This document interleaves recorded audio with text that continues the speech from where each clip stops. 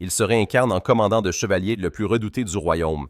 Froid impitoyable et absolument condamné par l'histoire. Puis sa vie antérieure refait surface non pas celle d'un héros, mais celle d'un grand frère épuisé qui a élevé 7 enfants. Alors, au lieu d'agir comme un méchant, il commence à diriger l'ordre de la nuit comme une famille. Discipline, équité, crêpe, et d'une manière ou d'une autre, le méchant commandant devient le favori de tous. Mais quand un méchant change le scénario, le royaume tout entier se met à trembler. C'est parti. Un village à la périphérie des terres du margrave Tully. Un enfant dit à sa mère qu'il avait peur. La femme dit qu'elle les suppliait. Ils devaient les débarrasser de ces monstres. Soudain, Justin l'interrompit et lui dit de la fermer. Le MC se dit que la foule avait complètement perdu la tête. Ils étaient déjà en train de lui ordonner quoi faire. Il appela Aurel et lui dit qu'il devait l'aider à les faire taire. Il en avait marre de les écouter. Aurel acquiesça docilement. Il accourut vers lui et dit que l'escouade de Roger demandait des renforts. Ils avaient réussi à vaincre 2 des 3 ours démoniaques, mais de nombreux combattants étaient blessés. Il dit qu'il n'arrivait pas à croire que même une tâche aussi simple était au-dessus de leur capacité. Ils devaient s'entraîner plus dur. Il demanda pardon. Justin dit qu'il devait dire à Roger de faire sortir ses hommes. Il finirait tout personnellement. Il répondit par l'affirmative. Le MC marchait à travers la forêt et remarqua soudainement quelque chose. Un énorme ours monstrueux sortit des buissons. Justin le regarda et se dit que c'était bien ce qui lui semblait, et que maintenant il allait le découper en vitesse et se tirer de ce trou paumé. Soudain, à ce moment-là, un enfant apparut dans la forêt et se mit à pleurer. Le MC se demanda. C'était un enfant? Est-ce qu'il se cachait quelque part par là? À cet instant, le monstre remarqua l'enfant et courut pour l'attaquer. Justin pensa que c'était parfait.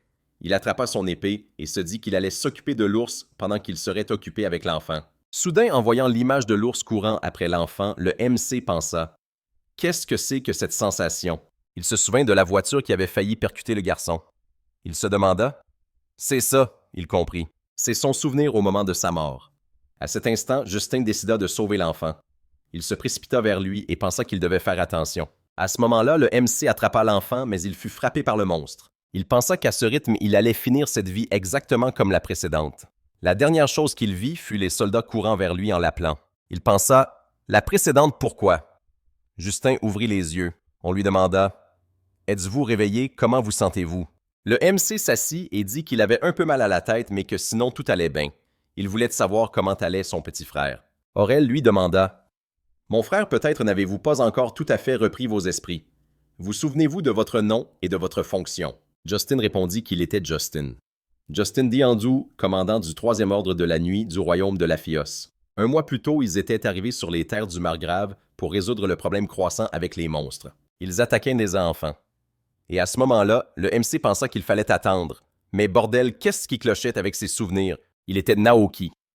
Naoki Mayo. Il n'avait pas de père et il était l'aîné de 8 enfants.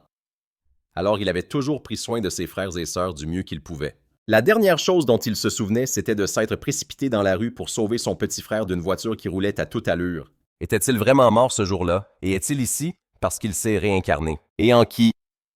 En Justin, un des personnages du roman Le Sauveur divin et le dieu traître de la destruction, auquel il était récemment devenu accro. Un des idiots que le héros terrasse en chemin.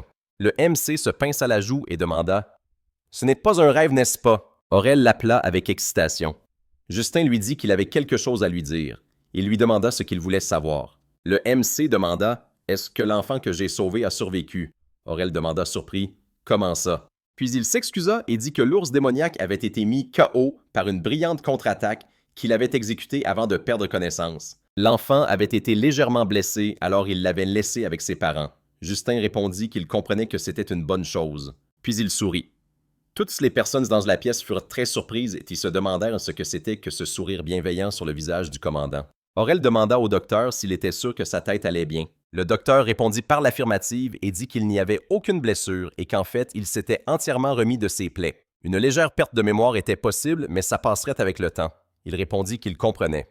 Le MC réfléchit un instant. Pas étonnant que ses subordonnés se méfient de lui. Après tout, dans ce monde, il était un véritable idiot. L'instant d'après, des larmes se mirent à couler des yeux de Justin. Aurel demanda si quelque chose n'allait pas. Le MC répondit que non et dit qu'il venait simplement de réaliser quel idiot il avait été, qu'il avait fait des choses terribles. Aurel appela le docteur et lui demanda si finalement il n'y avait peut-être pas eu une blessure à la tête. À ce moment-là, quelqu'un entra par la porte et s'excusa. Puis il demanda s'il les avait dérangés. Il l'a appelé pour lui demander s'il s'était passé quelque chose. Arnaud a répondu qu'il avait entendu que le commandant s'était réveillé et qu'il lui avait donc apporté à manger. À ce moment-là, Justin l'a sincèrement remercié, ce qui a choqué Arnaud. Le protagoniste a demandé si quelque chose n'allait pas.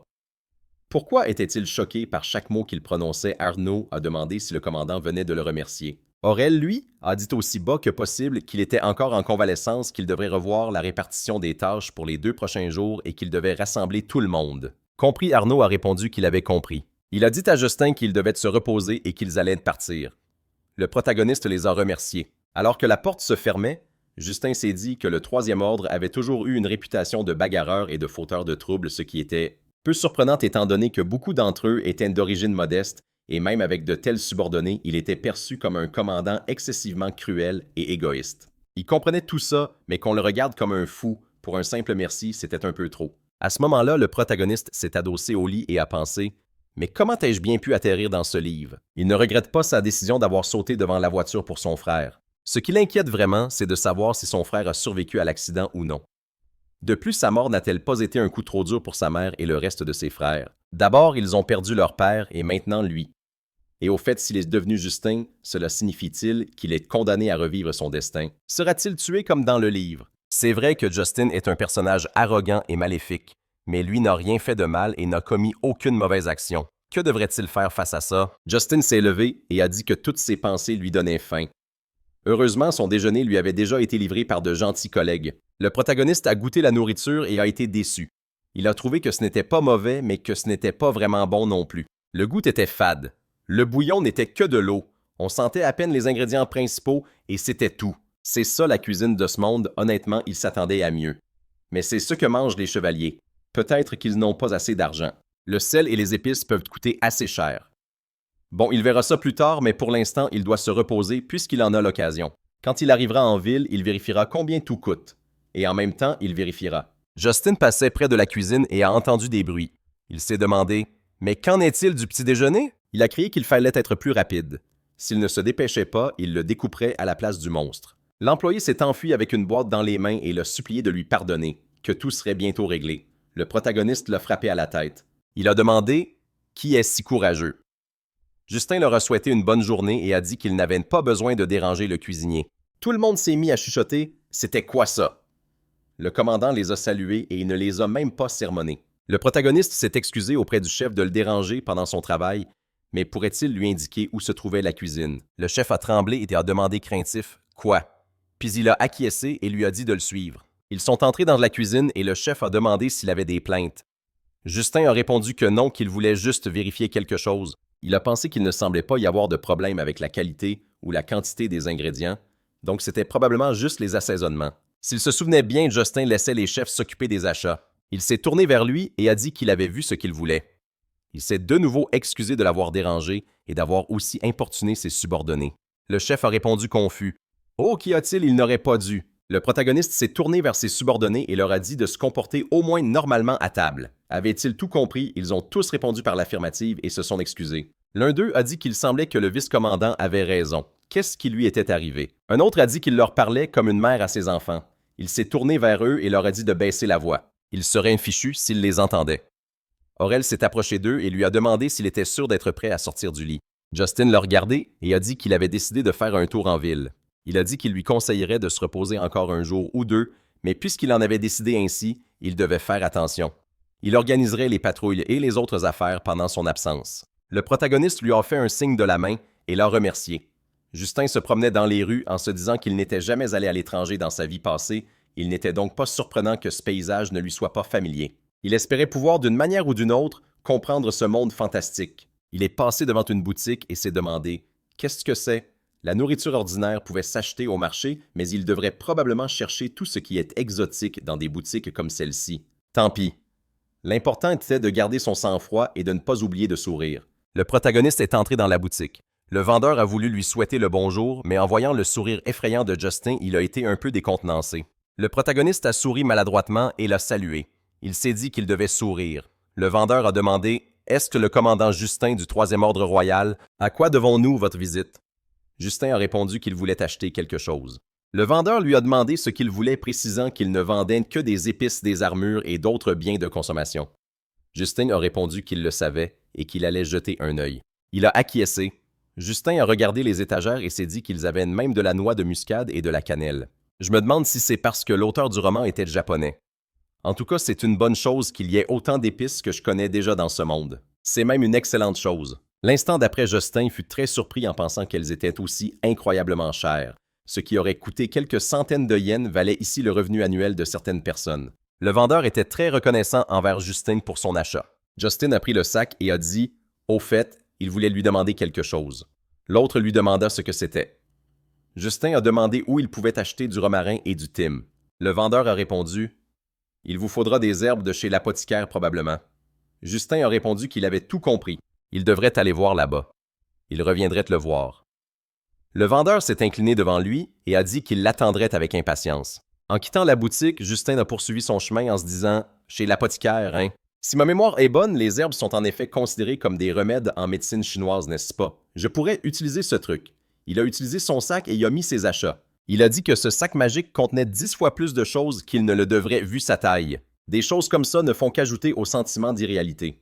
À ce moment, Justin a entendu des femmes commérer. « Regarde, c'est le commandant du troisième ordre. » Elle a répondu que c'était bien lui. Elle leur a demandé « Vous saviez qu'il a essayé de séduire la fiancée du prince héritier? » Elle a demandé au prince héritier « Il doit vraiment vouloir mourir. » Elle n'arrivait pas à croire qu'il ait décidé de s'en prendre à une personne de sang royal. Elle a couvert sa bouche avec sa main et a dit que quelqu'un racontait qu'il avait été banni de sa maison pour ça et que sa nomination au troisième ordre des chevaliers était une sorte d'exil et une tentative de se débarrasser de lui comme tout le monde dans cet ordre. Ils ont rassemblé les fauteurs de troubles de tout le royaume. Elle a dit qu'elle pensait qu'ils étaient devenus encore pires depuis que Justin était aux commandes. Il est fort, ça ne fait aucun doute. Il peut vaincre n'importe quel monstre, mais ça ne sert pas à grand-chose s'il est lui-même pire qu'un monstre. Elle lui a dit sèchement de se taire. À ce moment-là, elle a remarqué Justin. Il a pensé « Ouais, les gens me détestent vraiment et le genre de personne que je dirige n'arrange pas du tout la situation. » Il va falloir que j'améliore la réputation de l'ordre tout entier à leurs yeux, pas seulement la mienne. Justin a continué son chemin en se disant que la pharmacie devait être quelque part par là. À ce moment, il entendit quelqu'un crier sur le côté le suppliant. « Je vous rendrai l'argent, c'est vrai. » L'homme a crié qu'il ne fallait pas le faire se répéter. Non, c'est non. Le garçon a dit qu'il le suppliait. C'était tout ce qu'il avait. Justin s'est approché et a demandé ce qui se passait. Y avait-il un problème? À cet instant, l'homme a répondu par la négative et a dit que c'était à cause de ses enfants. À ce moment-là, il a réalisé qui était en face de lui et a demandé « Qu'est-ce que c'est que ça, le commandant du troisième ordre? » L'humeur de l'homme a changé. Il est devenu tout excité et a répondu par l'affirmative. Il a dit que ses gamins le suppliaient de leur vendre des herbes, mais qu'ils n'avaient pas assez d'argent. Avait-il besoin de quelque chose, il les chasserait sur le champ. Se détournant, il a de nouveau dit d'un ton menaçant aux enfants de partir rapidement. Justin a réfléchi un instant et a demandé aux enfants pourquoi ils avaient besoin de ces herbes. Le garçon a répondu que leur mère était malade.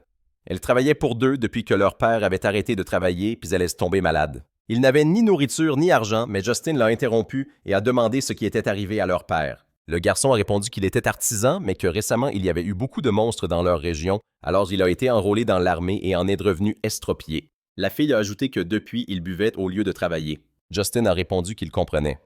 L'instant d'après, il s'est tourné vers le pharmacien et lui a dit de leur donner des herbes, de les ajouter à sa note et qu'il paierait. Les enfants s'en furent très surpris et demandèrent quoi, tandis que le pharmacien demandait « Vous en êtes absolument sûr? » Justin a fait un geste de la main et a dit que ce n'était pas un problème pour lui. Il allait voir ce qu'il avait. À ce moment-là, le garçon l'a appelé. Justin a dit qu'il n'y avait pas besoin de le remercier. Ils avaient vraiment besoin de ces herbes, n'est-ce pas? Et en retour, ils devraient le présenter à leur père. La fille l'a regardé et a demandé « Vous êtes sûr que vous ne ferez rien de mal à notre papa? » Justin, choqué, a répondu « Non, je le jure. » Justin a continué son chemin en se disant que pendant qu'il réglait tout ça, la nuit était déjà tombée. Il s'est dit qu'il avait dû être gravement blessé et qu'après un long traitement, il n'était plus capable de travailler. Plutôt que de se voir devenir un fardeau pour sa femme, il a décidé de noyer son chagrin dans l'alcool. Je pourrais le gronder, le traiter de pathétique, mais est-ce que ça apporterait le bonheur à une famille qui a déjà tant souffert? Justin est sûr que c'est un homme bon au fond de lui. Il a du mal à croire qu'il n'a même pas droit à une compensation pour la blessure subie au service militaire qui l'a laissé handicapé. Il demandera une audience avec Margot dès son retour. À ce moment-là, Justin a regardé sa main et s'est souvenu comment le garçon l'avait remercié pour son aide. La jeune fille l'avait remercié aussi en l'appelant grande frère. Le protagoniste a caressé la tête du garçon et leur a dit de prendre soin de leurs parents.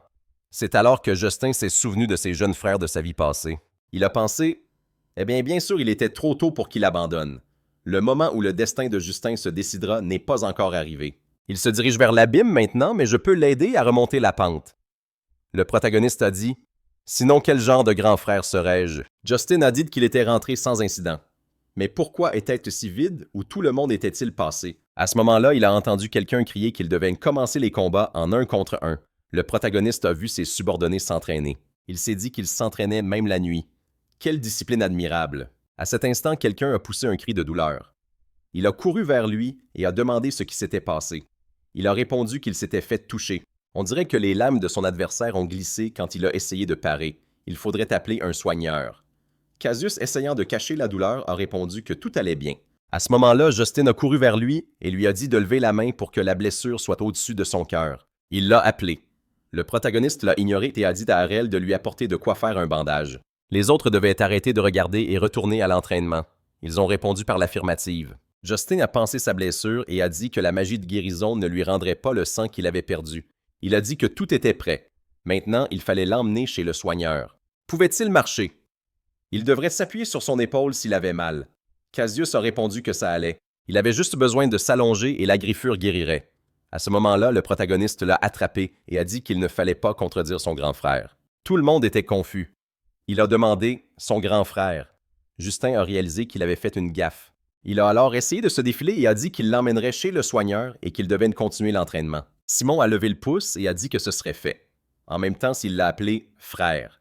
À ce moment-là, quelqu'un d'autre a dit qu'ils avaient un autre blessé. Le protagoniste l'a regardé et a dit qu'il attendrait.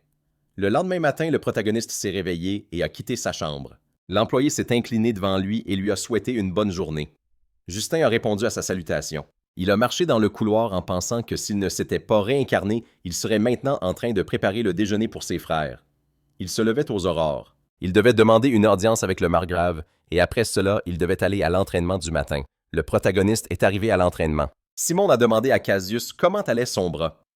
Cassius lui a répondu qu'il était presque comme neuf en partie grâce à la magie de guérison, mais surtout grâce aux premiers soins du commandant. Il était d'accord avec lui et a demandé au passage ce qu'il en était de cet incident. Il lui a demandé de quoi il parlait. Il a répondu de ce que le commandant a dit quand il a aidé Cassius avec sa blessure. Il s'en souvient. Il s'en est souvenu et l'a dit. Puis ils ont cité simultanément la phrase de Justin sur le fait de ne pas contredire son grand frère. Simon a dit que ça l'avait pris par surprise. Cassius était d'accord avec lui et a dit qu'il n'aurait jamais cru que le commandant dirait une chose pareille. Arnaud a dit que peu importe à qui il le raconterait, personne ne le croirait. Cassius a dit que non seulement il lui avait dit merci, mais qu'il avait même passé son bras sur son épaule pour l'aider. Il y avait clairement quelque chose qui clochait chez lui. Avant qu'il aurait dit « Dès qu'on t'a soigné, tu fiches le camp ». Non, il était d'accord avec lui. Puis il a dit que bien qu'il ait essayé de faire comme avant, il a commencé par lui dire qu'il devait dire merci. Vous imaginez ça?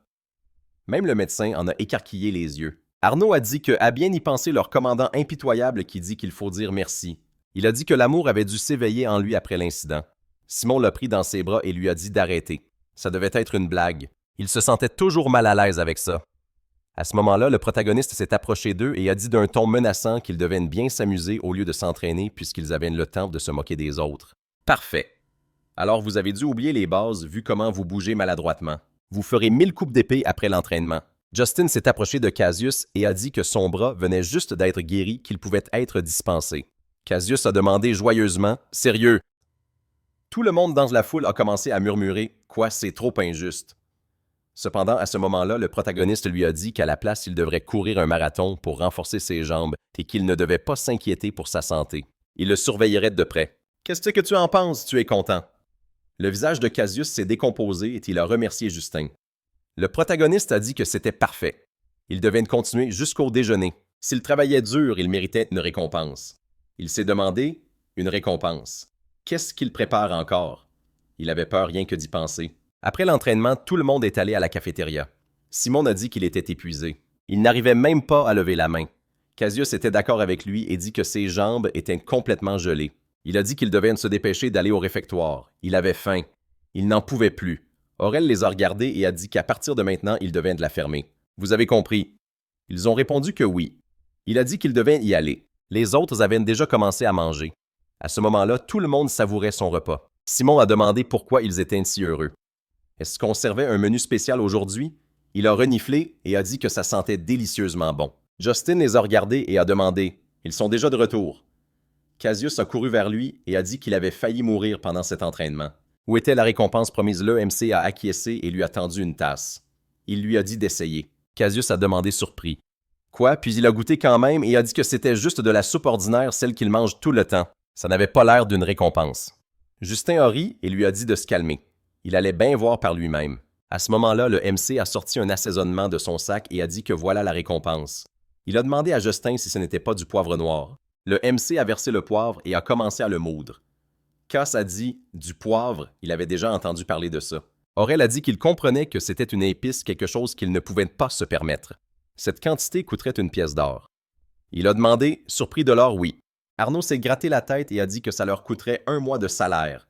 Justin a dit que c'était prêt. Il s'est tourné vers le chef cuisinier et lui a demandé s'il pouvait leur servir ça. Le chef a acquiescé. Le MC s'est excusé pour l'attente, puis il leur a tendu une tasse et leur a dit d'essayer avec ça. Cassius a accepté. Puis il en a goûté un peu et a dit admiratif que c'était vraiment délicieux. La soupe avait révélé une saveur complètement différente.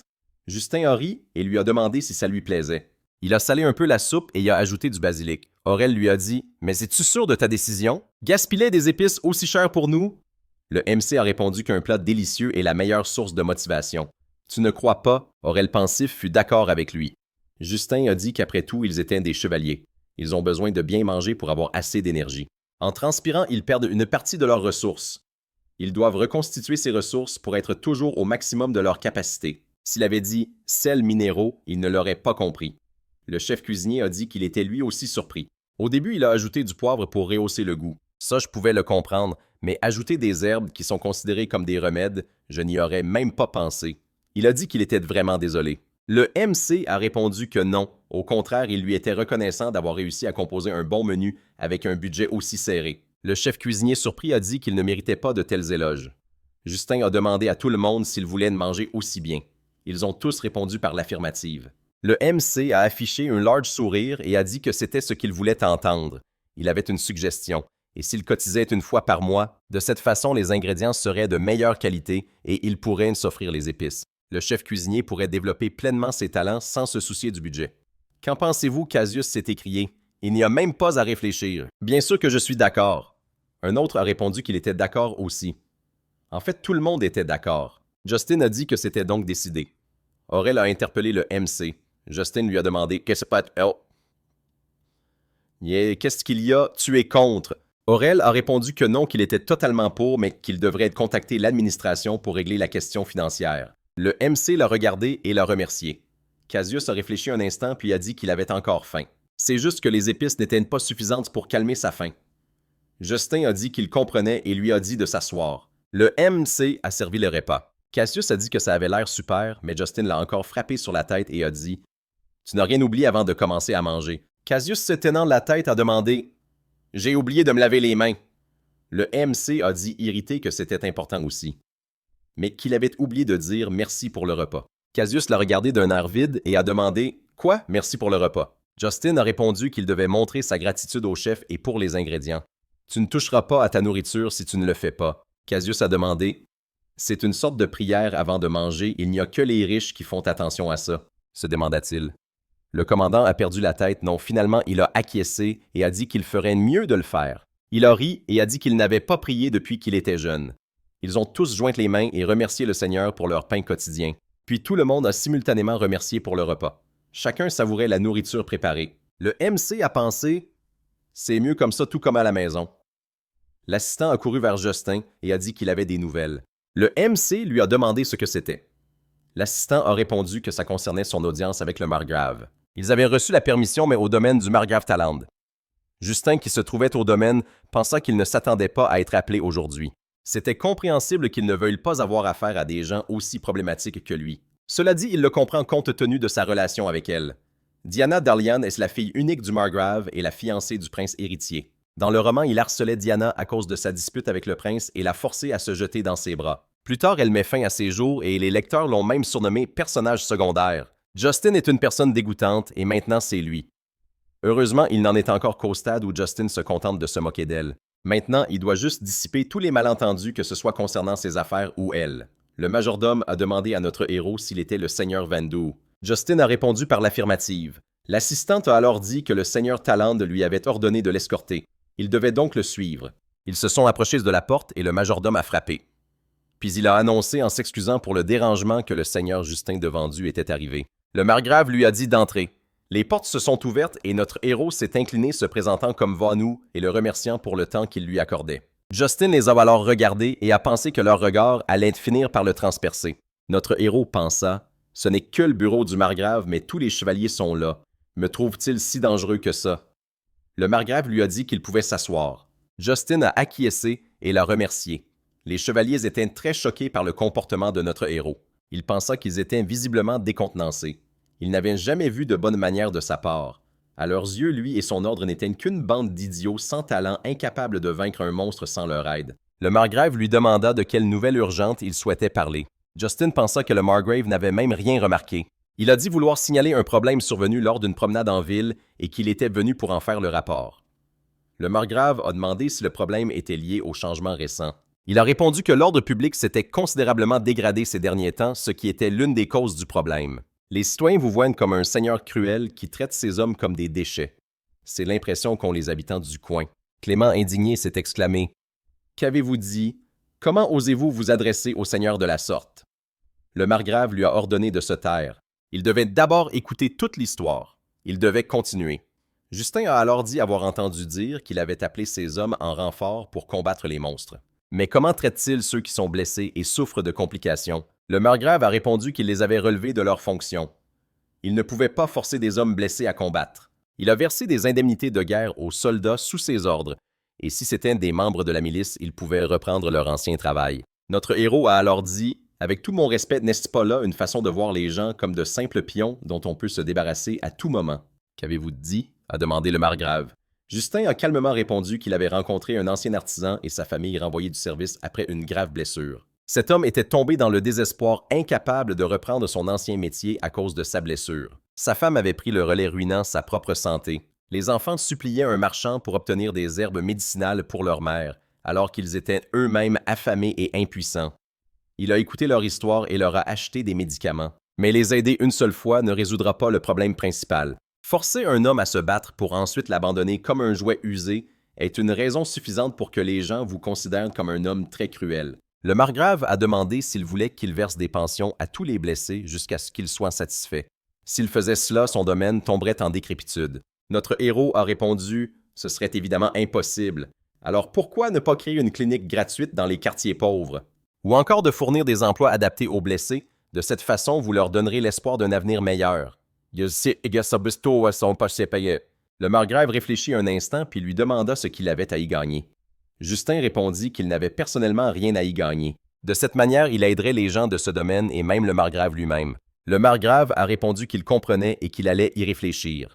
Notre héros l'a remercié d'avoir pris en compte ses modestes propositions. Le margrave a dit que si on lui présentait des raisons suffisantes, il était prêt à écouter n'importe qui, mais qu'il y avait une chose qu'il ne comprenait pas. Il avait entendu parler de la façon dont il traitait sa fille, et il n'arrivait pas à croire qu'un homme comme lui puisse proposer une telle chose sans y chercher son propre intérêt. Justin a répondu qu'à ce sujet, il ne s'approcherait plus de Diana. S'il ne le croyait pas, il était prêt à le jurer sur le nom de sa famille. Le margrave a répondu qu'il espérait qu'il tiendrait sa promesse.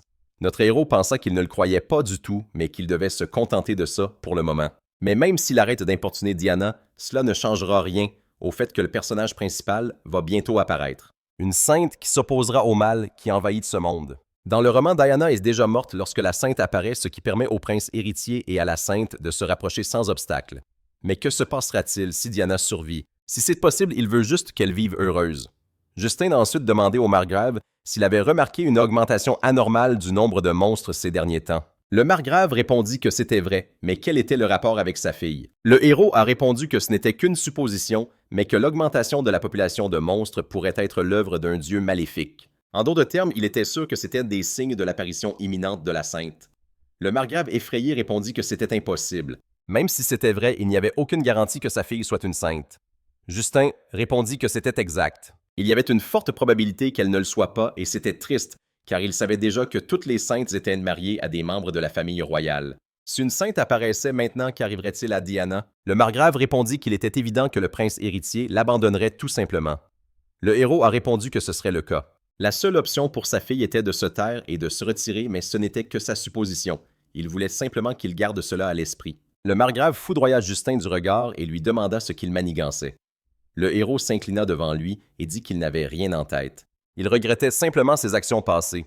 Il espérait qu'il pourrait lui pardonner son comportement insolent, mais il doutait qu'il le croirait sur parole. Il prouverait sa sincérité par ses actes, puis il a dit qu'il le suppliait de lui pardonner. Il devait partir. Clément appela le margrave. Le margrave demanda si c'était vraiment le même homme. Justin quittait le domaine et se dit qu'il avait probablement fait son premier pas. Il se dit qu'il était temps. Ça aide à enlever l'odeur de poisson ce romarin. C'est idéal pour la viande. Le ragoût sera plus savoureux si vous ajoutez des feuilles de laurier. Le chef cuisinier a dit « Alors c'est ça ». Il cuisinait donc avec des herbes médicinales.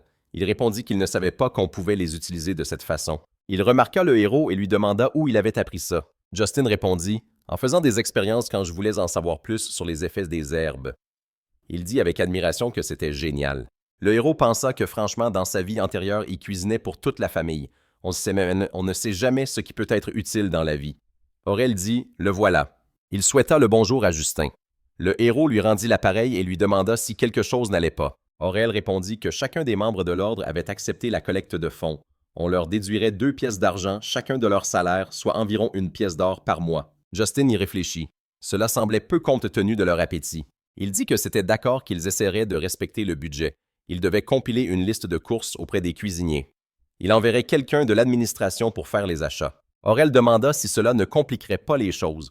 Pourquoi ne pas simplement l'ajouter à la liste principale? Le héros croisa les bras et dit que ce n'était pas qu'il ne faisait pas confiance aux gens d'ici, mais qu'une grosse somme d'argent pouvait être dangereuse. Il pouvait imaginer que si quelqu'un s'appropriait tout l'argent que les membres de l'ordre avaient donné, ils auraient de la chance de s'en tirer avec seulement quelques os cassés. Pour éviter cela, il enverrait un des siens. Aurel répondit que c'était une bonne idée, mais qu'il faudrait d'abord envoyer un autre de ses subordonnés pour la protection. Justin y réfléchit et répondit qu'il avait raison. Il serait préférable de choisir quelqu'un qui leur inspirerait la peur, rien qu'à son apparence. Aurel demanda « Un garde du corps ». Le héros répondit que c'était l'une des raisons et qu'il devait aussi empêcher les vendeurs de les arnaquer. Il lui laisserait le choix de la bonne personne. Aurel dit que dans ce cas, il était le candidat parfait pour le poste. Justin demanda si c'était parce qu'il faisait peur. Aurel répondit qu'il connaissait leurs besoins et qu'il n'aurait pas à s'inquiéter que l'argent tombe entre de mauvaises mains. De plus, si une personne célèbre comme lui venait en personne, les vendeurs ne voudraient clairement pas le surfacturer, n'est-ce pas? Le héros regarda son visage souriant. Il dit qu'il l'avait convaincu et qu'il irait, mais qu'il avait une patrouille de prévu. Aurel répondit qu'il irait à sa place. Il ne s'était remis que récemment. Donc s'il le pouvait, il devrait se charger de la patrouille en ville. Justin dit qu'il était plein de ressources. Voulait-il vraiment à ce point de la nourriture délicieuse? Demanda nerveusement Aurel. Alors qu'a-t-il décidé? Le héros pensa à ce type, il voyait qu'il manquait de budget et qu'il fallait faire venir quelqu'un de l'administration. Il dit qu'il avait toujours prévu de lui confier cette tâche. Il dit au chef cuisinier de considérer que c'était acté. Le chef répondit positivement. Simon dit qu'il avait de la chance, juste une promenade en ville. Arnaud répondit que ce n'était pas une promenade, mais une patrouille.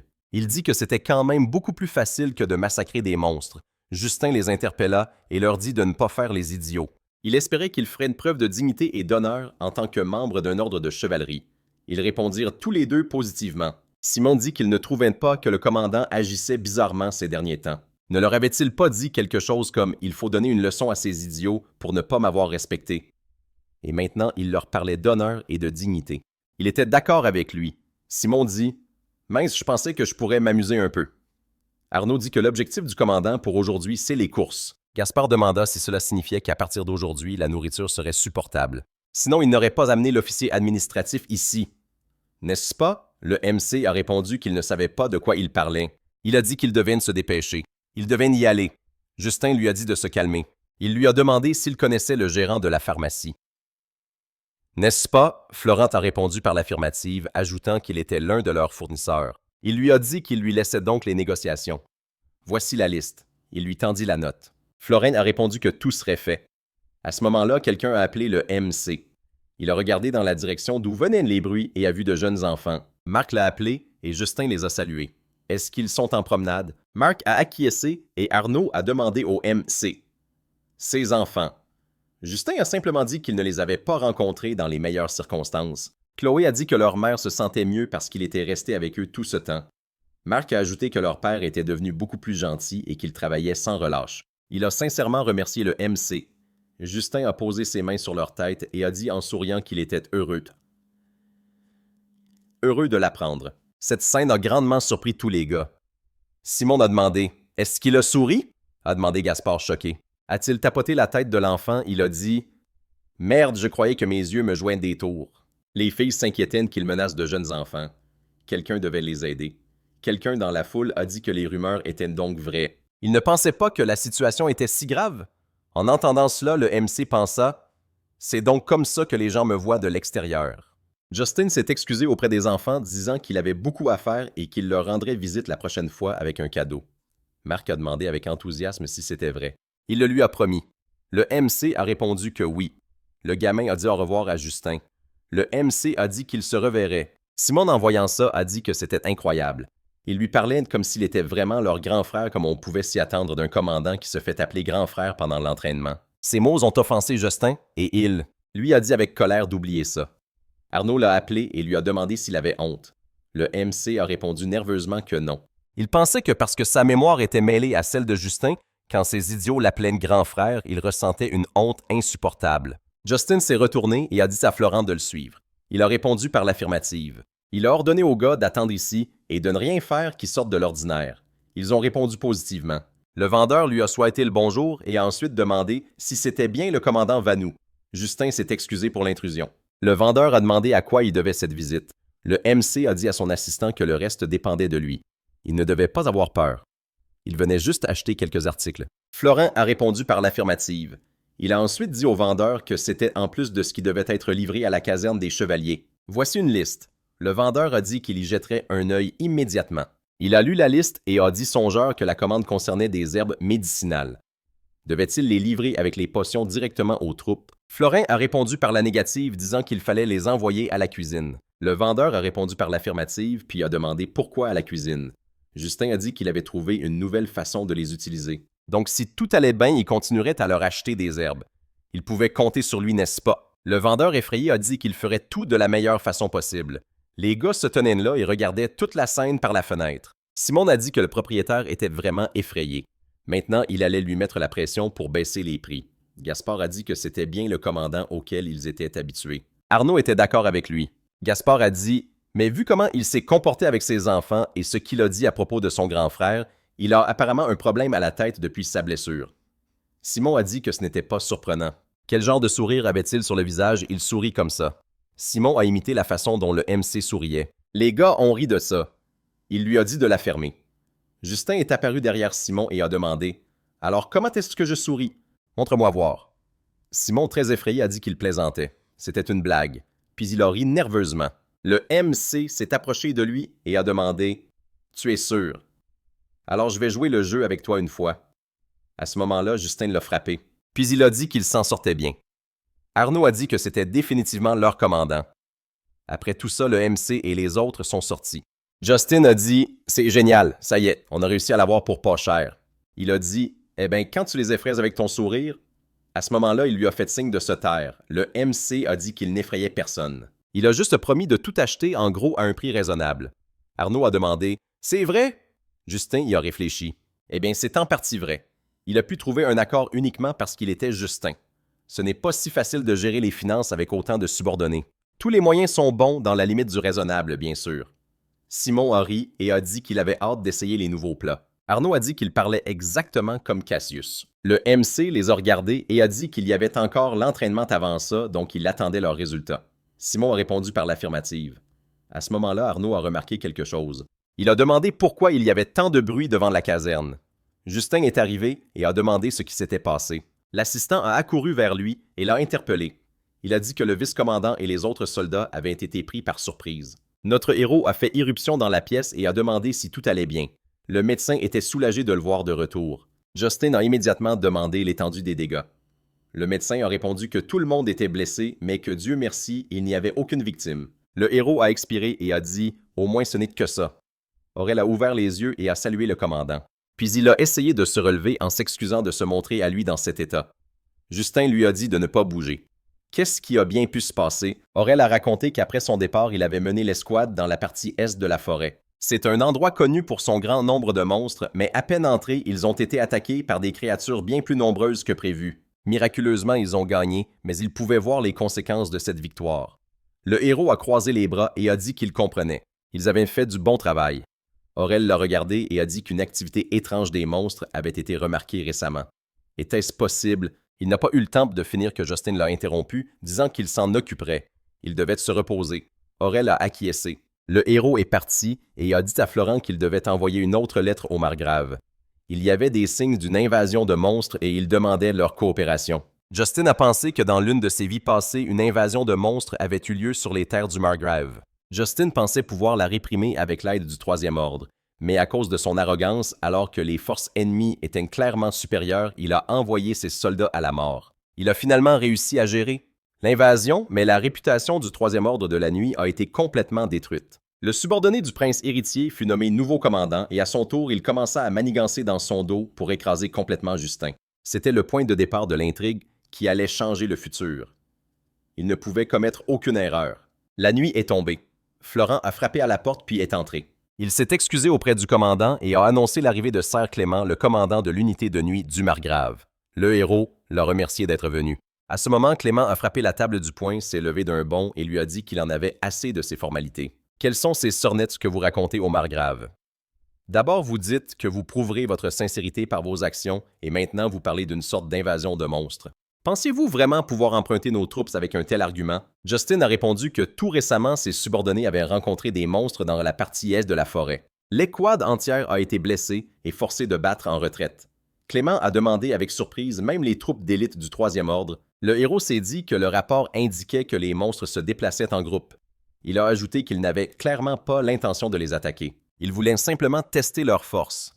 Cela dépassait toutes les limites. Il était sûr que c'étaient les signes d'une invasion comme mentionné dans les chroniques.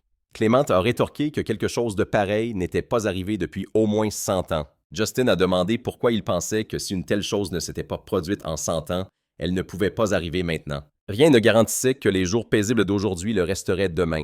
Il devrait commencer immédiatement à réparer les murs extérieurs et en parallèle réévaluer leurs forces et déployer des troupes pour coopérer avec leur ordre. Clément a crié qu'il fallait attendre. Et même si qui en prendrait la responsabilité s'il ne se passait rien, notre héros a dit la responsabilité. Il ne fait que suggérer le pire des scénarios et il a proposé des contre-mesures pour cela. Le margrave est un passionné d'histoire, il sait donc très bien ce qui arrive quand on sous-estime la menace d'une invasion de monstres. Tôt ou tard, ils devront réparer les murs et ce sera un bon entraînement pour les soldats. Il pense qu'il sera gagnant dans tous les cas.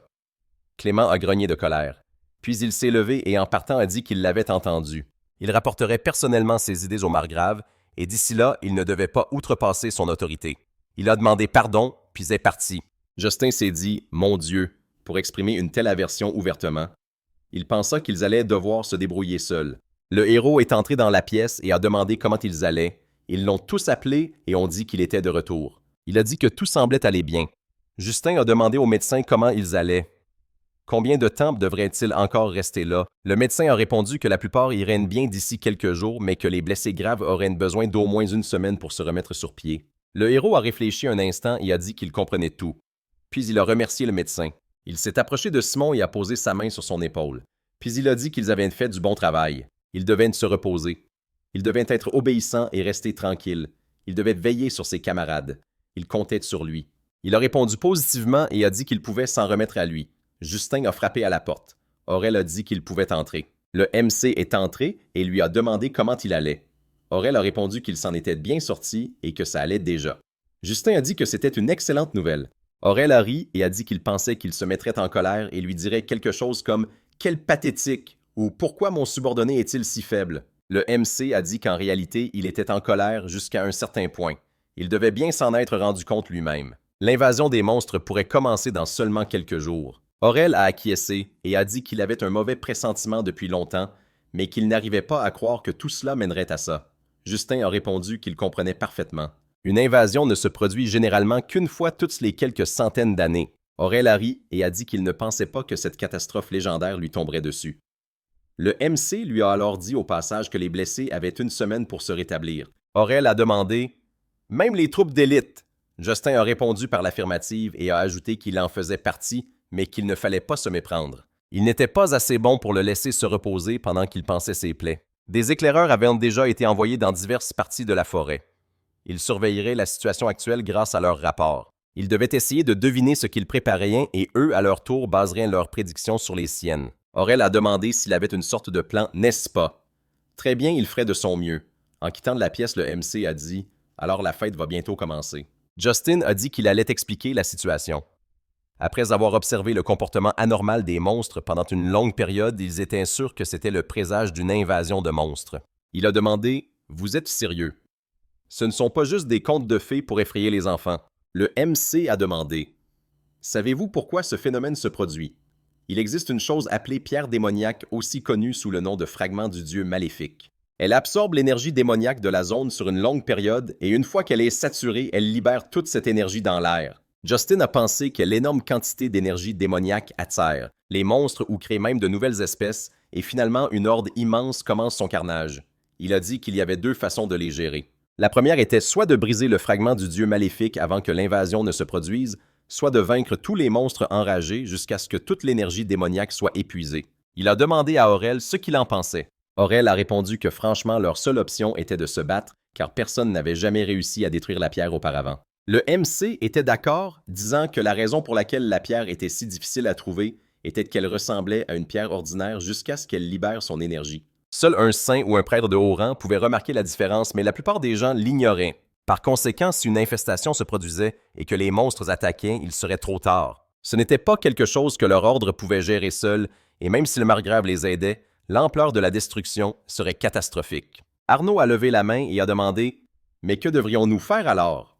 Justin a dit qu'il pensait que c'était la bonne option. L'énergie démoniaque s'était déjà répandue, mais l'infestation n'était pas encore arrivée. Leur tâche serait de détruire la pierre démoniaque sur le champ. Le problème était autre. Ils soupçonnaient que la pierre se trouvait dans un temple abandonné dans la partie est de la forêt et il y avait envoyé des éclaireurs.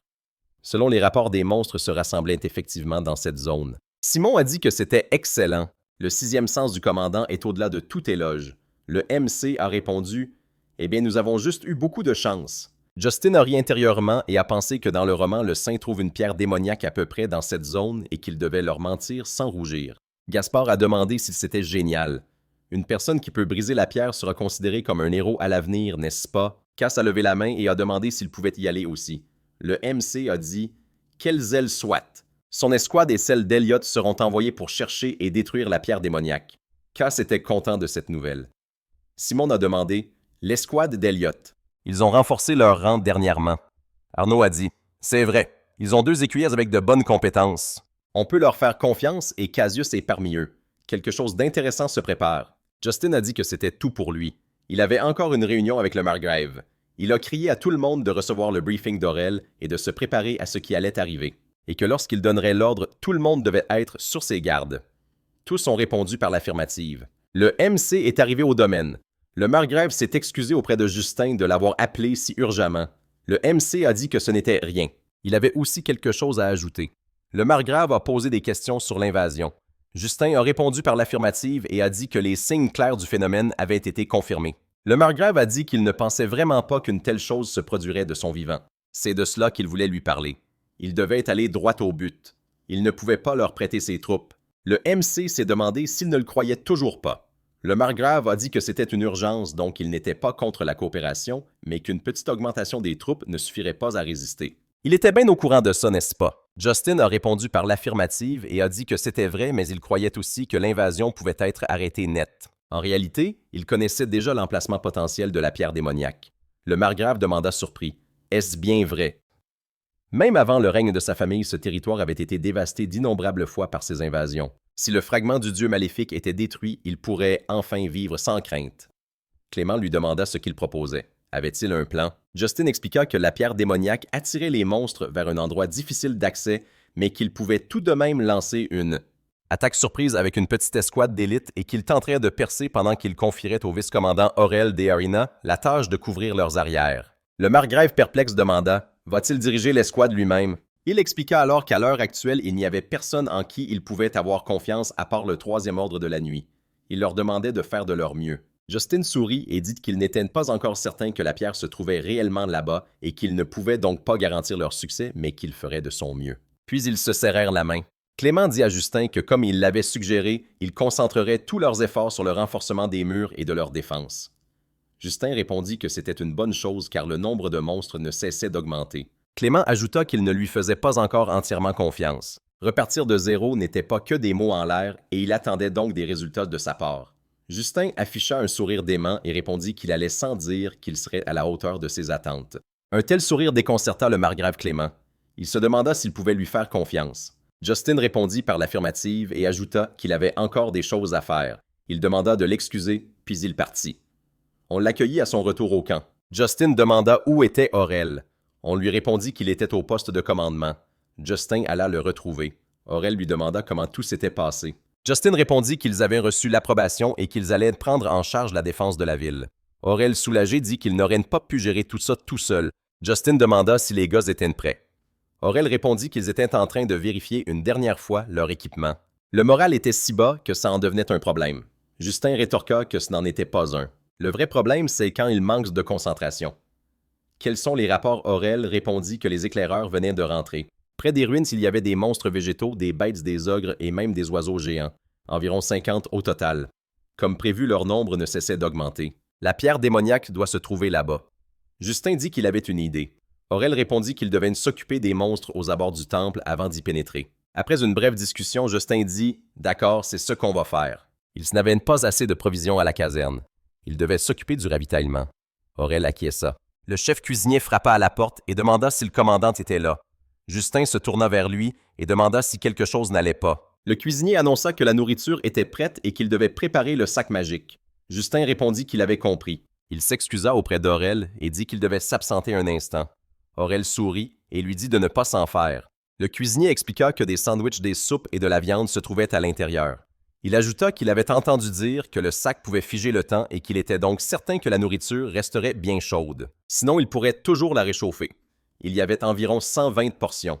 Est-ce que ce serait suffisant? Justin répondit par l'affirmative et ajouta qu'il avait fait un excellent travail malgré le temps limité. Il était certain qu'il reviendrait avant d'être à court de provisions.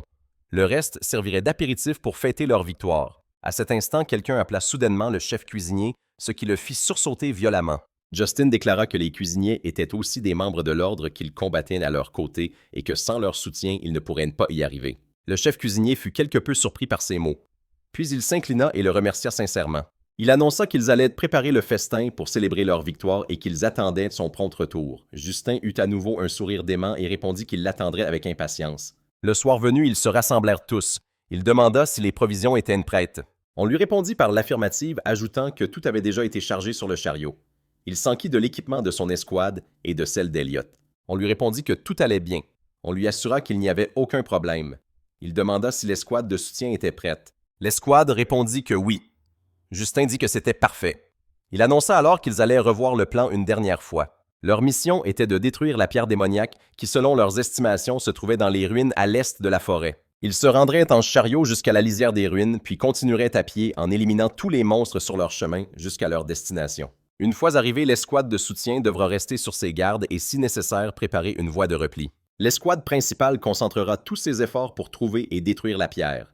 Il n'y a aucune garantie que vous survivrez. Si certains veulent se retirer maintenant, ils ne seront pas considérés comme des déserteurs. Alors tout le monde est prêt. Tous se tenaient là dans l'attente du combat. Justin déclara que c'était excellent. Les terres du Margrave étaient cernées par la forêt sur 3 de leurs flancs. S'ils échouaient, la ville serait anéantie par les monstres. Le protagoniste serra le poing et déclara qu'il n'avait pas d'autre choix que de trouver et détruire ce maudit fragment du dieu maléfique. Bon, il fallait y aller. Il était temps de commencer. Tout le monde leva également la main et répondit par l'affirmative. Puis tous montèrent dans les chariots. Ils arrivèrent ensuite à destination. De là, ils continuèrent à pied, comme Justin l'avait dit. En chemin, ils détruisirent tous les monstres qu'ils rencontrèrent. Il demanda « C'est ça ». Ils virent de nombreux monstres devant eux, comme l'indiquaient les rapports des éclaireurs. Il dit « C'est un rassemblement de monstres ». Arnaud répondit « Des ogres, des golems de pierre et même des loups à 2 têtes ». Il rit et dit que ça commençait à lui taper sur les nerfs. Le protagoniste leur rappela qu'ils devaient entrer dans le temple. Même s'il n'en restait pas pierre sur pierre, les monstres faibles ne pourraient pas y pénétrer. Arnaud dit « Pour faire simple, les monstres qui sortent des ruines ». Justin le regarda et dit qu'ils seraient d'un tout autre niveau. La véritable épreuve les attendrait une fois qu'ils en auraient fini avec eux. Ils devaient s'en occuper rapidement et manger. Simon s'écria « Enfin, ça me démangeait ». Cassius était d'accord avec lui. Arnaud dit qu'ils se ressemblaient comme deux gouttes d'eau. Le protagoniste rit et dit à tout le monde de se préparer. Ils se mirent en route. Le héros se fraya un chemin à travers les buissons et ordonna à son assistant de tirer. Le soldat tira sur l'oiseau et le toucha. Après quoi, il tomba près des monstres. Aurel s'assit à la table et dit à Justin que le problème venait des monstres volants. À cause du terrain difficile, il ne pouvait pas utiliser de balistes ni de catapultes. Il croisa les mains devant lui et ajouta « L'arbalète manque de puissance et de portée, et la magie de feu et d'explosion. » Pourrait sembler être une excellente solution, mais il y a un grand risque de mettre le feu à la forêt et d'attirer encore plus de monstres. Que diriez-vous d'enchantement de magie du vent? On pourrait les appliquer aux carreaux d'arbalète et abattre les monstres ne serait alors pas difficile. Le protagoniste lui jeta un coup d'œil, croisa les mains et dit « Ce n'est pas une mauvaise option, mais nous n'avons pas les pierres pour les enchanter et ça nous coûterait un bras. Et on est déjà à court d'argent. » Aurel sourit et fit remarquer que c'était une urgence et que son Excellence le Margrave serait certainement prêt à puiser dans ses réserves. Justin lui jeta un regard et remarqua avec un sourire. Aurel toujours aussi efficace. Le commandant repéra des monstres à l'horizon et ordonna à l'escouade de soutien de se concentrer sur le menu fretin, pendant que l'escouade principale s'occuperait du reste. L'escouade accepta l'ordre et il poursuivit. Son escouade devait attaquer l'ours pendant que celle d'Elliott devait contenir l'avancée de la horde. Lui, à son tour, s'occuperait de plusieurs des plus gros. Toutes ces escouades acceptèrent les ordres et se précipitèrent au combat. Un combattant courut à côté d'Arnaud et ajouta « Je vais frapper en premier, tu devras le faire tomber et l'achever. » Arnaud lui dit de compter sur lui. Il sauta sur l'ours, frappa et fut très surpris. Il ne l'avait même pas égratigné. L'ours frappa lourdement le sol et projeta le combattant en arrière. Le commandant comprit que celui-ci devait être le spécimen renforcé, et il ajouta « Si tu ne peux pas le trancher, poignarde-le. » Il cria « La lame doit percer les articulations. L'escouade accepta l'ordre et répartit les combattants. Gasbord, écarte-toi. Marius attaque par derrière. Ils se dispersèrent et commencèrent à attaquer l'ours. Un combattant se lança au combat contre l'ours, le frappa et cria fort « Marius !»« J'arrive !» cria Marius en courant vers lui. Il sauta haut et frappa l'ours dans le dos. L'ours chancela vers l'avant. Le combattant sourit et dit doucement « Et ça, qu'est-ce que t'en dis ?» Il plaça la lame sous la tête de l'ours et la transperça. Le combattant ajouta « Il n'est clairement pas aussi impénétrable qu'il le pense. » L'escouade nota « Un de moins, bon travail. » Ils remarquèrent que leurs mains étaient collantes et c'était dégoûtant. Arnaud cria forte. « Ne vous déconcentrez pas, il y a encore des ordres de monstres, » ajouta-t-il. L'escouade d'Elliott est en train de reculer, ils ont besoin d'aide. L'escouade accepta l'ordre. Justin sourit et fit la remarque. Arnaud, bien joué, mais si tu veux la gloire, tu vas devoir transpirer. Il posa son pied sur le monstre et ajouta « Si tu ne te dépêches pas, je vais m'occuper d'eux tous personnellement. » L'escouade sourit et remarqua que c'était bien digne du commandant. Ils en finirent avec les monstres et se demandèrent « Devrions-nous continuer et commencer à chercher le fragment du dieu maléfique? » Le protagoniste se tourna vers l'escouade et répondit « Non ». Il leur ordonna de vérifier leur équipement et s'il était inutilisable de l'échanger contre du matériel de rechange. L'escouade accepta l'ordre. Justin sortit un petit sac et lança le sort. Une grande quantité de nourriture apparut du sac. L'escouade était heureuse de voir les provisions. Le protagoniste leur demanda de manger un morceau pendant qu'ils en avaient encore le temps et ajouta « Il y a un petit ruisseau à proximité. N'oubliez pas de vous laver les mains. » Ils furent d'accord avec lui. Justin regarda le sac et réfléchit. Il voulait essayer l'oiseau roquefrit et se demandait s'il devait le mettre dans le sac. Il se fit la remarque « Mais je n'ai même pas de sauce soja, alors je vais juste le faire frire avec du sel. » Le soldat s'approcha du commandant et rapporta qu'il n'avait pas trouvé la pierre démoniaque dans la zone. Justin croisa les bras et répondit « Ouais, je le savais. » Le protagoniste jeta un coup d'œil à l'escouade de Justin et Elliott et leur ordonna de se diriger vers les ruines, tandis que l'escouade de soutien garderait l'entrée jusqu'à leur retour. Il ajouta « Même s'ils sont attaqués, ils ne pourront pas revenir nous aider, alors ils devront compter sur leur propre force. » L'escouade comprit et remarqua l'air désinvolte du commandant. Justin leur jeta un coup d'œil et dit « Il les a suffisamment bien entraînés. Ils devraient pouvoir s'en sortir. » Il les regarda et demanda « Vous êtes prêts? » Les soldats sourirent et répondirent « On est toujours prêts le ventre plein. Dépêchons-nous pour en finir et profiter de ce délicieux repas. » Le protagoniste leur adressa un sourire et répondit « Parfait, allons-y. » Ils s'approchèrent d'un grand escalier et commencèrent à descendre. Justin fit remarquer « Il fait nuit noire. » L'assistant du commandant ordonna de prendre des torches. Le protagoniste sortit de sa lame et dit Pas la peine. Elles ne feront que nous gêner. Il lança le sort de lumière et sa lame se mit à briller. Le protagoniste regarda l'escouade et dit « Je vais enchanter les vôtres. Venez un par un. » L'assistant sourit et fit remarquer à quel point c'était pratique quand le commandant maîtrisait une telle magie. Ils descendirent en passant sous une grande et belle arche, puis devant d'imposantes colonnes. L'assistant jeta un œil par-dessus le mur et comprit que c'était le bon endroit. L'escouade s'approcha de la grande porte avec le commandant. Ils restèrent silencieux perplexes. « Est-ce une église? Quelle ironie! » Justin s'accroupit et colla son oreille à la porte. Il ferma les yeux et s'exclama « Bingo! » murmura doucement le protagoniste.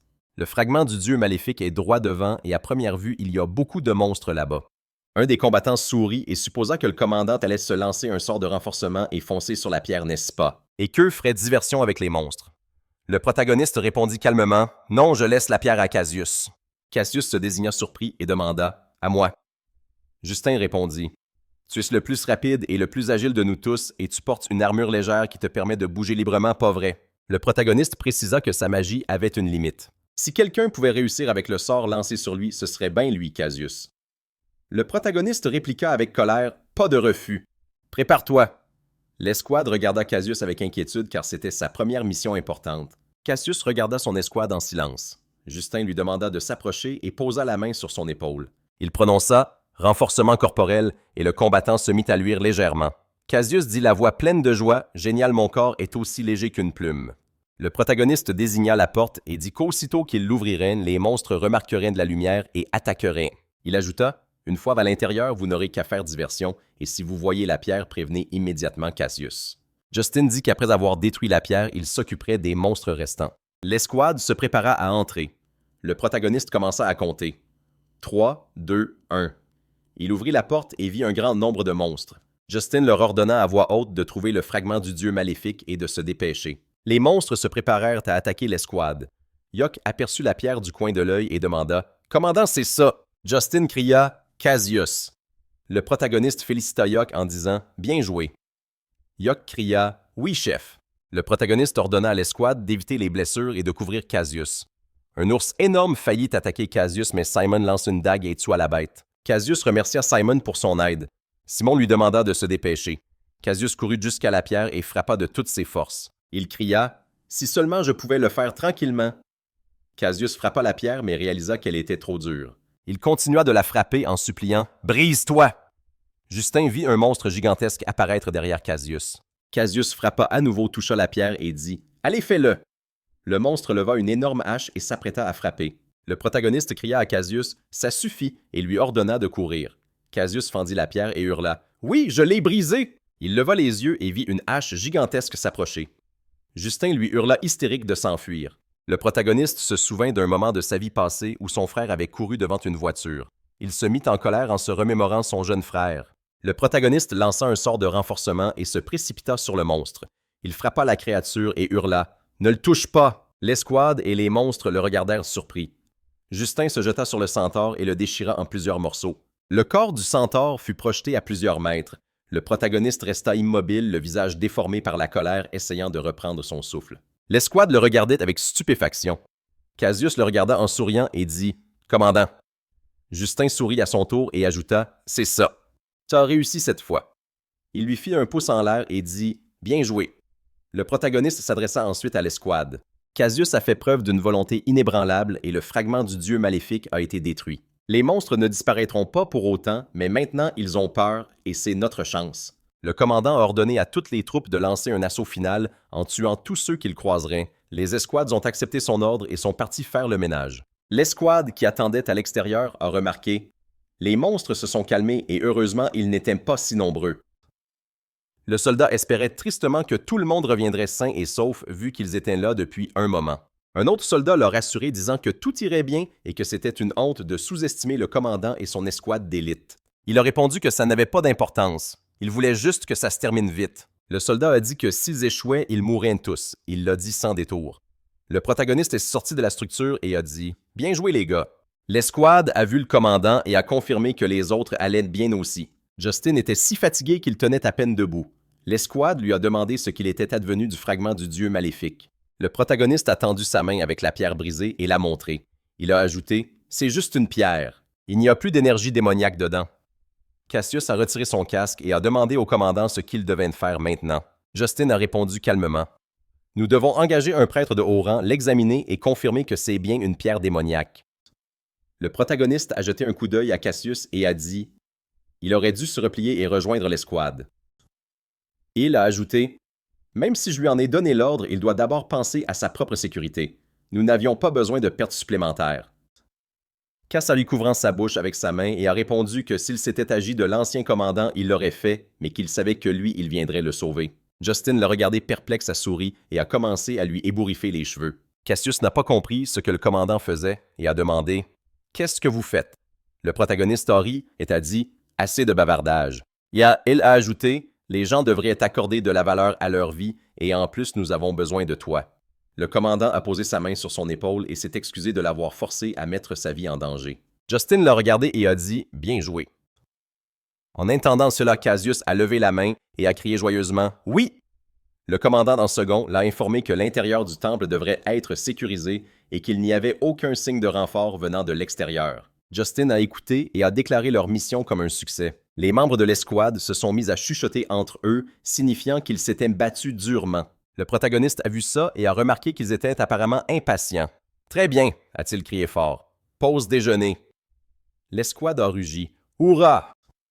Le commandant a installé une grande table et a demandé si tout le monde s'était lavé les mains. L'escouade a répondu à l'unisson « Oui, mon commandant ». Justin a souhaité à tout le monde un bon appétit et ils ont répondu en chœur. Le protagoniste s'est éloigné des escouades en train de festoyer, a jeté un œil à la pierre et a réalisé que cela avait fonctionné. Il gagnerait la confiance du margrave. Mais les nobles de la capitale le considéraient toujours comme le maléfique et cruel Justin. Il s'est inquiété. Et si le prêtre qui étudiait les pierres ne l'aimait tout simplement pas, et s'il falsifiait les résultats et qualifiait toute l'opération de mise en scène pour la gloire, le protagoniste a réalisé que dans le pire des cas, il pourrait être accusé d'inciter à la rébellion. Cassius a interpellé le commandant. « Pourquoi fait-il une tête pareille? » Il a ajouté « Si vous ne vous dépêchez pas, ils vont tout manger. » Le soldat a remarqué « Il n'a pas toujours cette tête d'habitude. » Arnaud a souri et a dit « Vu que tout s'est bien terminé, ne devrait-il pas être au moins un peu heureux? » Justin a regardé le groupe en train de manger et s'est souvenu des enfants de son monde précédent. Le protagoniste a souri et a réalisé qu'ils avaient raison. Ça ne servait à rien de s'inquiéter pour ça. Le commandant a décidé qu'ils allaient maintenant célébrer leur victoire et passer à l'étape suivante vers leur avenir prospère. Il a demandé à Simon ce qui n'allait pas avec son visage. Simon s'est étranglé avec la question. Justin a souri d'un air narquois en demandant ce qu'il racontait encore à toujours tout balancer comme ça. Dans la capitale du royaume de Lafio, le seigneur Ernest marchait rapidement dans le couloir et a rencontré Diana. Ernest a remarqué qu'elle n'avait pas l'air bien. « Est-ce que quelque chose s'est passé? » Diana a répondu tristement. Son père a envoyé une lettre concernant une activité accrue sur le territoire de Talleyrand.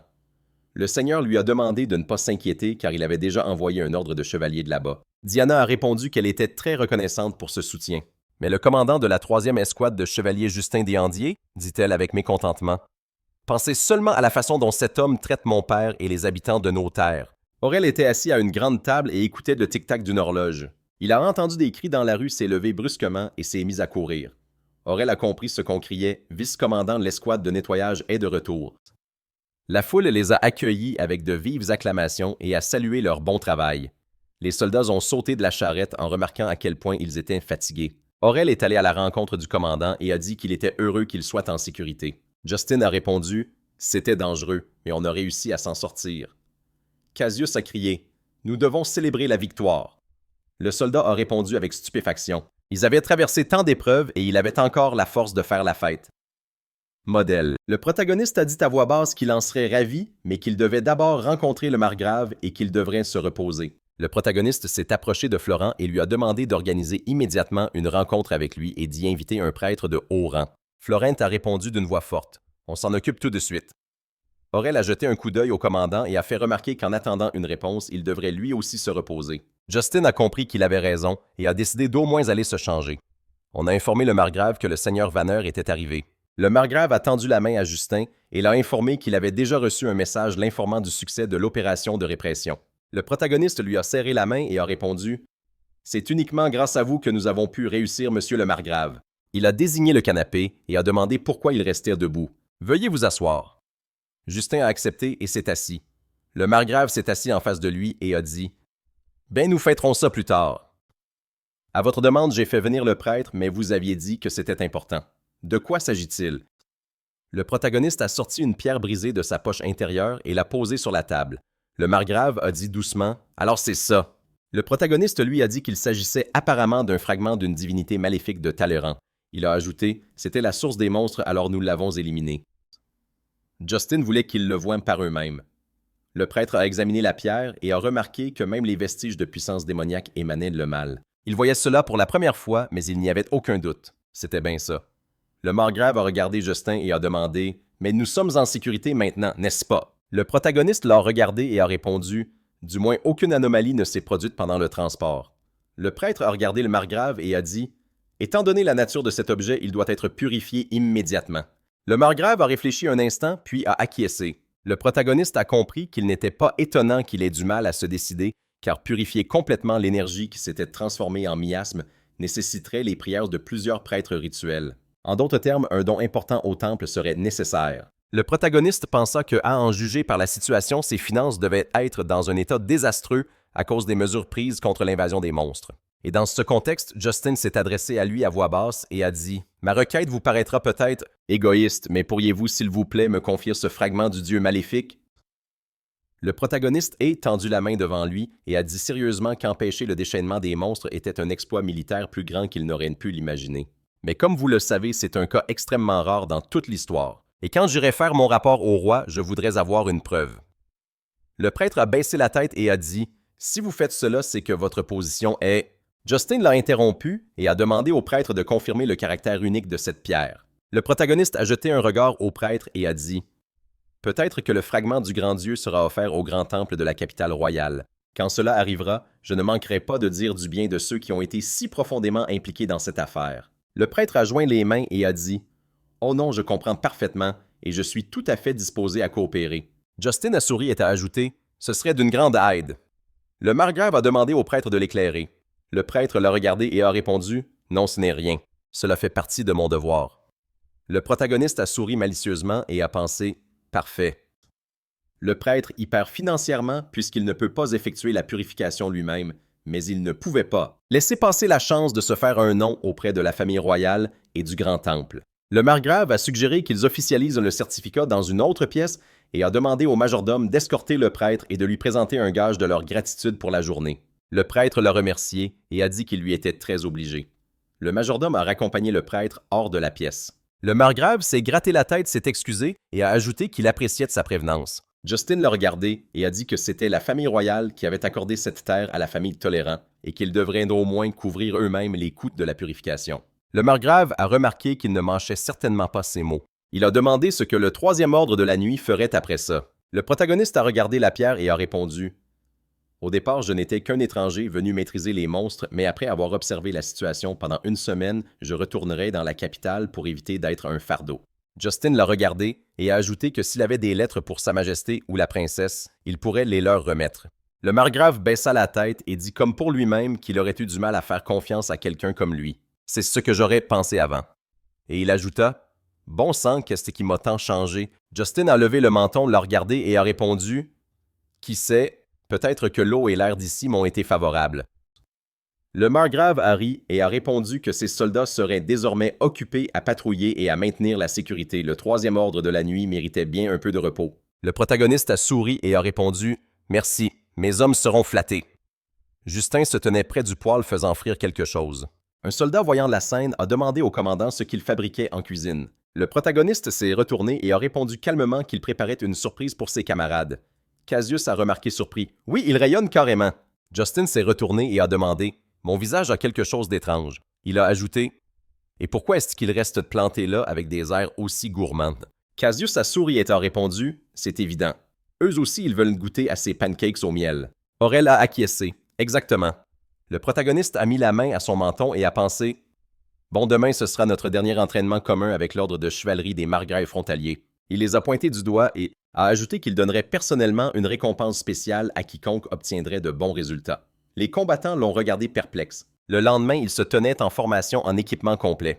Mark a jeté un œil vers eux et a noté que l'atmosphère était tendue aujourd'hui. Pas comme d'habitude, Justin a souri et a dit qu'il les avait prévenus de tout donner une dernière fois. Le protagoniste a ordonné d'une voix forte « Bon, on va se battre en un contre un. Ne bâillez pas. » Même si les épées sont en bois, il a ordonné à tout le monde de se battre de toutes ses forces. Les escouades ont accepté son ordre. Le chevalier a noté avec inquiétude « Quelle pression !» Un deuxième chevalier a ajouté que même s'il s'agissait d'un combat d'entraînement, si on ne se donne pas à fond, on pourrait y laisser sa peau. Le protagoniste a levé la main au-dessus de sa tête en guise de commandement, et donc première paire en avant. Justin a fait un geste de la main et a crié « Commencez !» Cassius s'est déplacé très rapidement vers le chevalier et a engagé le combat. Le chevalier a pensé incrédule « Quelle vitesse !» Cassius a frappé et paré. D'un coup sourd, il a fait sauter l'épée des mains du chevalier. La foule regardait médusée. Cassius a entendu l'ordre. Le combat était terminé et il s'est tourné pour faire face à l'escouade. Les hommes des margraves ont remarqué « Quelle force !» alors que plus tôt dans l'entraînement, le combat avait été faible. Un autre a ajouté « C'est vraiment le troisième ordre de chevalerie. » Le chevalier stupéfait a pensé en silence, cette détermination dans son regard. Est-ce que c'est sincère? Avec quelle détermination aborde-t-il cet entraînement? Toute l'escouade du troisième ordre de chevalerie ne pensait qu'au pancake. Le chevalier a réalisé quelle pression incroyable ils exerçaient. Et voilà de quoi le troisième ordre est capable. Pas étonnant qu'ils aient réussi à repousser la déferlante de monstres. Il a compris. Justin avait le contrôle et il ne pouvait plus le nier. Le protagoniste a gloussé doucement et a pensé « Qu'est-ce qu'ils ne feraient pas pour de la nourriture? » Mais leurs réserves de farine et de miel sont presque épuisées et ils ont à peine quitté les dortoirs. Il a fait remarquer à quel point ils étaient gourmands et a ajouté « Si seulement ils travaillaient toujours aussi dur. » Mark Grard a jeté un coup d'œil au protagoniste et a pensé « Même après un combat aussi impressionnant, ses subordonnés se contentent de sourire narquoisement tandis que le troisième ordre de chevalerie et Justin reste insondable. » Il a réalisé que, s'il était avec eux, on pourrait compter sur lui. Mais l'ancien Justin, s'il avait été un ennemi, quel homme terrible il aurait été. Les chevaliers ont regardé l'escouade, mais tout ce à quoi ils pouvaient penser, c'était les pancakes. Le protagoniste a annoncé d'une voix forte « Au suivant pour le combat, allez !» Il a entendu quelqu'un occuter et a réalisé « L'appétit est une chose terrible. » L'aide de camp lui a demandé s'il partait finalement. Justin les a remerciés pour tout et a dit qu'il s'était beaucoup amusé à cuisiner avec le commandant Justin et qu'il adorerait apprendre d'autres recettes. Il a ajouté que si c'était le cas lorsqu'il serait officiellement élevé à la noblesse et qu'il achèterait un manoir, il viendrait le chercher, mais que cette fois, il viendrait pour le débaucher. L'aide de camp a répondu d'une voix forte « Oui, avec plaisir. » Justin leur a demandé de prendre soin d'eux et a ordonné « En route. » L'aide de camp a serré le poing sur sa poitrine et s'est incliné derrière lui. Cassius a mis les mains derrière la tête et a dit « Hourra! Enfin, de retour à la capitale royale. » Justin a répondu « Il est trop tôt pour se réjouir car nous aurons un peu de vie de campement avant de rentrer. » Cassius a répondu avec un sourire « Mais au moins on n'aura pas à s'inquiéter pour la nourriture comme avant. » Aurel a ajouté « Exactement. » Le protagoniste a murmuré doucement « Vous. » Cassius, confus, a demandé « Qu'est-ce qui se passe? » L'escouade a vu des gens crier et les acclamer. Ils criaient « Merci troisième ordre de chevalerie d'avoir sauvé la ville du danger. » Avec moins de monstres, ils peuvent vivre en paix. L'escouade s'est demandé avec surprise « Est-ce que le garde-frontière a tout raconté à ses hommes? » Cassius a ri et a répondu « C'est agréable de recevoir des louanges. » Aurel a souri et a fait remarquer « Il a raison. » Le soldat a noté qu'en arrivant à la capitale, ils essaieraient de devenir un peu plus sérieux. Justin est passé à cheval devant un enfant et a entendu le mot « grand frère ». L'enfant l'a remercié pour les pancakes en disant qu'ils étaient délicieux. Le protagoniste a souri et a dit qu'il était content. L'enfant a tiré son père par la manche pour lui montrer le commandant. Le père de l'enfant, les larmes aux yeux, a dit « Le commandant de l'ordre de chevalerie Vanir s'est assuré que même les blessés du service militaire puissent trouver du travail. » Il s'est incliné devant lui et a ajouté « On m'a dit que c'était grâce à vos conseils. » Justin le remercia avec un sourire et lui demanda de prendre soin de lui et de vivre heureux. L'enfant lui fit un signe de la main et cria « Grand frère, reviens nous voir !» Le protagoniste lui répondit d'un signe de la main et dit « Oui, un jour. » Le commandant en second ordonna d'une voix forte « Commandant du troisième ordre de la nuit Vanier. » Et le troisième ordre de la nuit du royaume de Raphios saluait. La foule de soldats croisa les bras devant eux et salua. Kaz réalisa que tout le monde était venu leur dire au revoir. Aurel nota le bruit avec mécontentement. Le commandant jeta un coup d'œil aux soldats qui se tenaient là et cria d'une voix forte « Attention à tous les membres du troisième ordre de la nuit. Nous nous dirigeons vers la capitale royale avec les honneurs. » L'escouade cria « Oui, commandant !» Le commandant du troisième ordre de la nuit. Justin de Anderailleur et la commandante en second Aurélina rentrèrent de leur longue marche. Le roi leur demanda de relever la tête, et les remercia avant toute chose pour la mission d'extermination des monstres. Il ajouta « Vous avez fait un excellent travail et j'ai compris la situation générale grâce au rapport, mais j'aimerais entendre à nouveau les détails. » Le protagoniste eut un sourire en coin et remarqua que tout le monde le dévisageait. Notre héros réalisa que le protagoniste du roman, le prince héritier, Ernesto, la reine, le grand prêtre, les hautes dignitaires et Dame Diana le regardaient tous avec des yeux froids. Comme on pouvait s'y attendre, le protagoniste s'inclina et demanda la permission de faire son rapport à Sa Majesté. Leur mission initiale était d'exterminer les monstres qui apparaissaient souvent dans les domaines du margrave Talleyrand à la frontière, ajouta-t-il. Cependant, lors d'une inspection sur le terrain des signes d'une débandade imminente, un massacre de monstres en masse furent découverts. Justin fit remarquer « Je crois que c'est la cause profonde de l'augmentation du nombre de monstres. » En collaboration avec le margrave de la frontière, nous avons mené une opération pour rechercher et détruire les fragments du dieu maléfique et nous avons ainsi réussi à empêcher le déclenchement d'une débandade, un massacre de monstres. Le roi lui jeta un regard et répondit « Il est difficile de vous croire sur parole, mais je suppose que vous avez apporté une preuve. » Le protagoniste sortit une pierre et la tendit au roi. « Voici les fragments de l'éclat du dieu maléfique qui ont été détruits. » Justin ajouta calmement « Nous avons également reçu la confirmation d'un prêtre du domaine du margrave et nous aimerions que le grand prêtre ici présent nous donne un verdict sur son authenticité. » Il s'adressa au grand prêtre. Le prêtre répondit « Comme vous le souhaitez. » Il prit la pierre dans sa main et ajouta « C'est vrai. Vu comme ça, c'est vraiment de mauvais augure. » Mais le grand prêtre s'écria « Incroyable! Sans aucun doute un authentique éclat du dieu maléfique. » Les serviteurs s'écrièrent mécontents.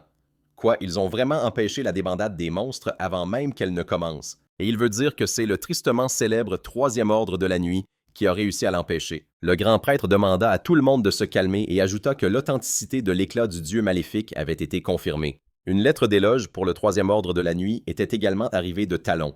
Il ajouta « Quel que soit leur passé, cet exploit ne fait aucun doute. » Le grand prêtre remercia Justin pour son excellent travail et dit qu'il lui accorderait une récompense digne de ses mérites. Le protagoniste s'inclina et dit « Je vous suis très reconnaissant. » Diana se serra tristement contre M. Ernesto. Il lui demanda de ne pas s'inquiéter car il la protégerait. Notre héros pensa « Il croit qu'il va demander Diana en récompense. » Et oui, c'est bien son genre. Justin toussa dans son poing et dit « Ce succès a été obtenu grâce au travail des membres de l'ordre. » Le protagoniste ajouta qu'il souhaitait précisément une somme suffisante pour une rénovation majeure du dortoir et une amélioration des repas quotidiens. Les nobles furent surpris par cette histoire de repas. Le grand prêtre éclata de rire et demanda « Quelle est cette récompense puérile? » Il mit la main sur son visage et demanda « Est-ce que cela vous suffit vraiment? Avec de tels mérites, il serait approprié de demander un titre de noblesse, n'est-ce pas? » Justin répondit calmement « C'est trop pour moi. Il vaudrait mieux que je remplisse d'abord mes devoirs de commandant de l'ordre. » L'habillement, la nourriture et le logement sont la base du moral. Le grand prêtre fit remarquer « Apparemment, ce que disait la lettre de Talon sur vos changements était vrai. » Notre héros dit qu'il s'était passé beaucoup de choses là-bas et qu'il avait l'impression que sa vie avait vraiment changé. Le prêtre sourit et remarqua « C'était vraiment amusant. » Il ajouta qu'il les attendait pour dîner ce soir-là. Il lui raconterait tout plus en détail. Justin dit doucement « C'est un honneur pour moi. » Diana était effrayée et pensa « Mais à quoi pense-t-il? » Le prince ne pouvait pas comprendre. Ce scélérat était-il vraiment une personne complètement différente? Il marchait avec colère en pensant à la façon dont ses deux parents montraient clairement de l'intérêt pour Justin. Mais toutes ces années, toutes ces farces impudentes, il ne les oublierait pas. Le prince supposa qu'il cachait certainement quelque chose et que tôt ou tard, il finirait par le démasquer. Il jeta un coup d'œil dans la pièce et vit Justin tenir les mains de la servante. Le prince pensa « Qu'est-ce que ce salaud fabrique ici? » Il accourut et se plaça entre la servante et lui. La servante expira et dit « Ah, le prince héritier. » Il la regarda et lui demanda si elle allait bien. Le prince lui jeta un regard et dit « Comme prévu, il a caché sa vraie nature lors de l'audience et je rapporterai ça à mon père. »« Hein ?» demanda le protagoniste confus. Il semble que ce soit un malentendu. Qu'avait-il fait? Le prince se frappa la poitrine et cria « Menteur, n'as-tu pas essayé de l'attaquer? » Le protagoniste eut un sourire narquois. Le prince demanda « Qu'est-ce qui est si drôle? » Justin répondit avec un sourire. « Avec votre permission, prince héritier, si vous tirez des conclusions en vous basant uniquement sur des suppositions, vous ne serez pas un bon souverain. » Le prince cria avec colère « Quel scélérat! » Il regarda la servante et demanda à voix haute « Cet homme ne lui a-t-il pas attrapé la main pour la harceler? » La servante répondit d'une voix craintive « Pas du tout. » Le protagoniste fit remarquer que la question elle-même était inappropriée et qu'il voulait simplement entendre la réponse qu'il désirait. Le prince soupira de colère. La servante s'agenouilla et supplia le prince de l'écouter. En fait, un peu plus tôt, alors qu'elle essayait de servir le thé, elle avait laissé tomber la théière dans son agitation, s'était brûlée et Justin était en train de la soigner avec de la magie. Le prince demanda grossièrement « Vraiment ?» La servante lui montra sa main et la marque. Le protagoniste répondit mécontent « Ça n'a pas complètement guéri puisqu'on a été interrompu en plein milieu, mais les premiers soins ont été suffisants. » Ensuite, elle pourra contacter un guérisseur et tout sera soigné proprement. Justin ajouta « La guérison a un effet secondaire, la fatigue. » Il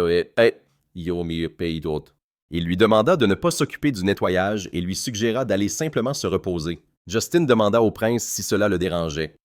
Le prince hocha la tête en signe d'approbation et répondit « Oui ». La servante le remercia et s'excusa.